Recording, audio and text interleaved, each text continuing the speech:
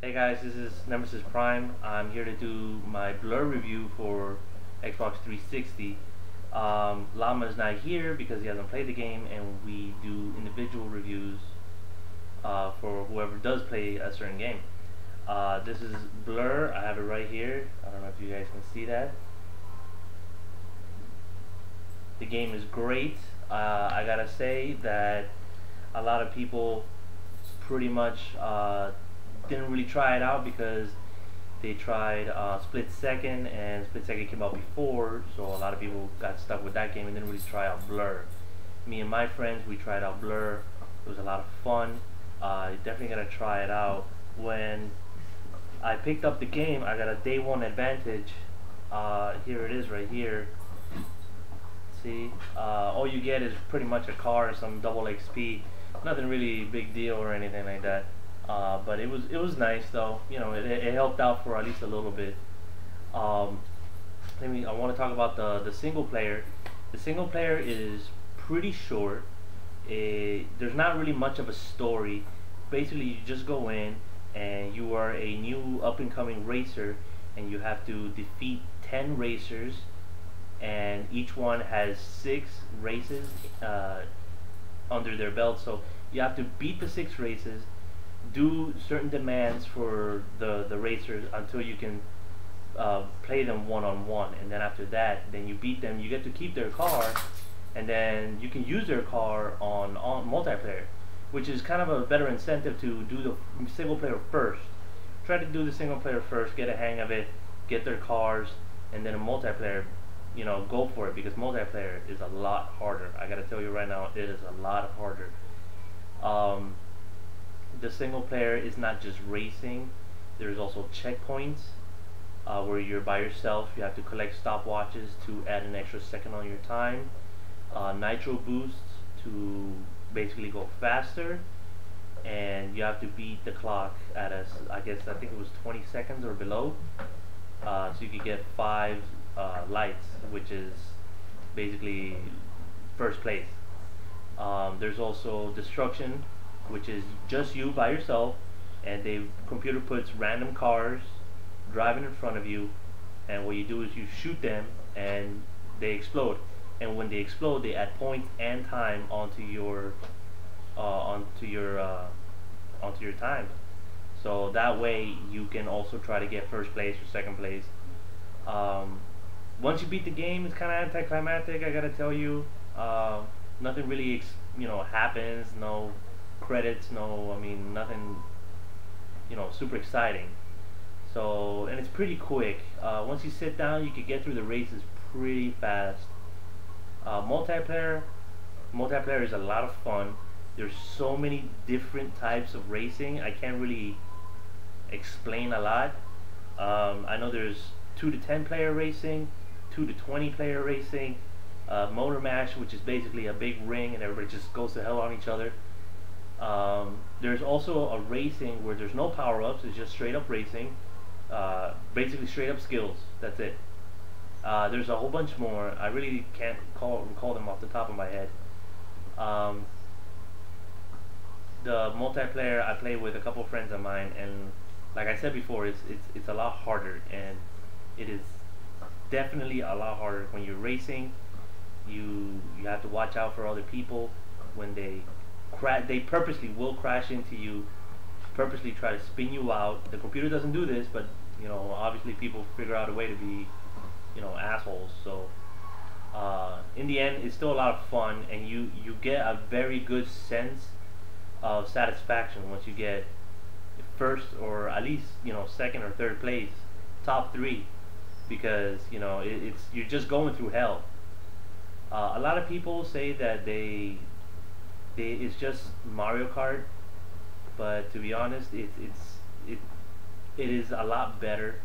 Some of the weapons, I guess you could say, are the same. Like the shunt is just like a red shell. I mean, they even call it Crimson Carapace, in the trophy. So, but the graphics are great. The gameplay is great. The soundtrack, all the sounds for the cars, they just sound amazing. Everything about the multiplayer and single player is it's really good. Now, a couple things I gotta say about the multiplayer though is the fact that they they need to update or patch it, because there's a lot of glitches going on in the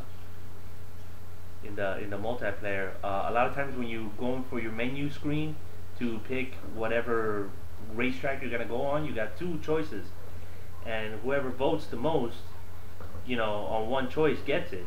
But the thing is that when you're done with a race and it takes you to the screen where it gets you to choose your maps, the maps will go in and out like this, and it'll just keep making that swishing noise over and over again.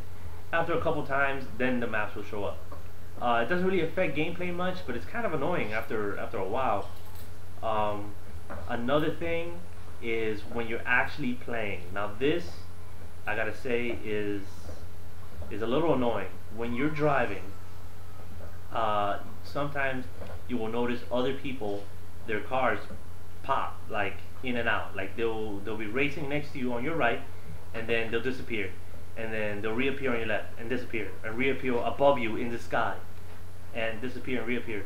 Now I don't know if that is their bad connection or the fact that sometimes that's what the game does.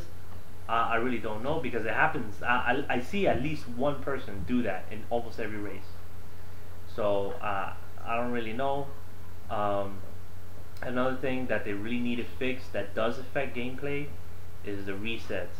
I know I can speak for a lot of my friends that play Blur, that the resets need to be fixed, or at least tweaked, in the way that when you're driving and you're crashing. For example, when I was driving, I was racing, some guy spun me out, I crashed into the wall, it reset me. Okay, whatever, that's fine, that's what it's supposed to do. But another race, the exact same thing happens and I crash into a wall, it doesn't reset me. I don't know why. So that means I manually have to back up and get back on track, and by doing that I'm already in last place. The guy that was in last place is like a mile ahead of me, so there's no way I can even catch, even close to not being in last place. So I don't understand why it does that. Another time I crashed dead on into the wall, and my tires just kept spinning because it didn't reset me. I don't know. It doesn't happen a lot, but it happens enough that it becomes an annoyance.